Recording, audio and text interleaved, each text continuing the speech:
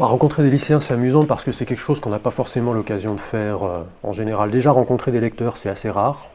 C'est quand même une activité solitaire et le lecteur, il a affaire au livre, mais il n'a pas affaire à l'auteur. Alors là, pour le coup, rencontrer des lycéens, c'est dans le contexte d'une classe, donc il y a une ambiance particulière et ça ne fonctionne pas exactement de la même manière qu'une rencontre en tête-à-tête. De mon point de vue, c'est amusant parce que j'ai un public assez homogène en face de moi, homogène en tout cas du point de vue de la tranche d'âge, quoi.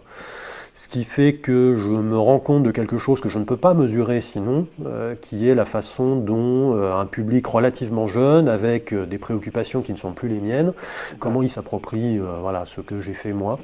Et voilà, ce qui les a touchés ou pas, ce qu'ils y ont vu ou pas, ce qu'ils en ont pensé ou pas. Et ce qui est marrant aussi, c'est que bien souvent, on peut y aller un peu plus franco dans les conversations parce qu'ils sont pas, ou ils sont moins corsetés par des questions qui peuvent tarauder les adultes, la question du bon goût, la peur de poser une question idiote. Il n'y a pas de question idiote, si on se la pose, c'est qu'elle est bonne. Quand on est lycéen, le fait d'associer un livre à un auteur et de se dire que cet auteur existe en chair et en os au-delà du nom qu'on lit sur la couverture, je ne suis pas persuadé que ça soit quelque chose d'évident. Parfois, il commence par là, c'est pas tant le livre lui-même que les coulisses du milieu, la façon dont ça se passe très concrètement. C'est-à-dire, vous y prenez comment pour écrire d'une part, et puis ensuite, une fois que vous avez terminé votre bouquin, comment ça se passe? C'est quoi les canaux, le monde de l'édition? Vous avez affaire à qui? Qui décide de quoi? La couverture, vous la choisissez vous-même? Ce genre de choses. C'est des questions extrêmement pratiques, extrêmement simples. Finalement, je suis content qu'il les pose parce que ça montre que c'est quelque chose qui suscite la curiosité. Faut pas exagérer la noblesse de l'objet littéraire. C'est quelque chose de noble, mais on a le droit de se l'approprier parce qu'à l'origine, il y a quand même un bonhomme, et ce bonhomme ou cette bonne femme n'est pas forcément... mérite pas forcément qu'on le mette sur un piédestal. Alors il se trouve que là, ce sont des auteurs de livres, bon, à la limite, ça serait vrai aussi pour n'importe quel métier.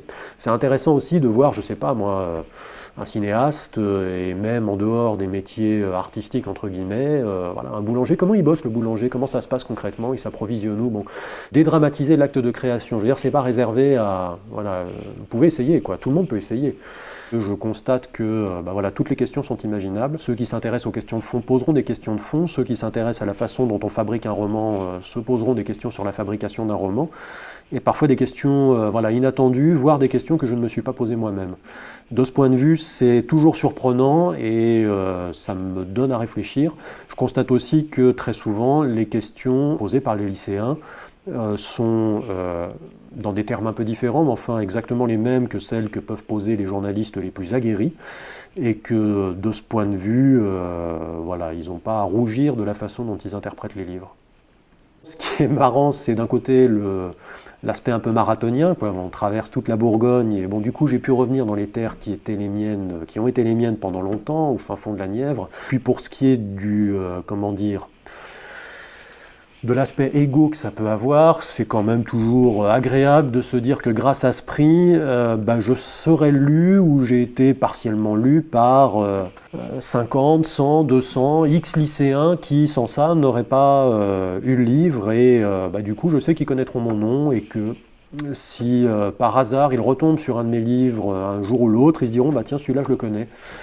Et il se trouve qu'il a dit des choses pas trop stupides, et je l'ai peut-être même trouvé sympathique. C'est des pierres qui germeront peut-être, c'est pas mal.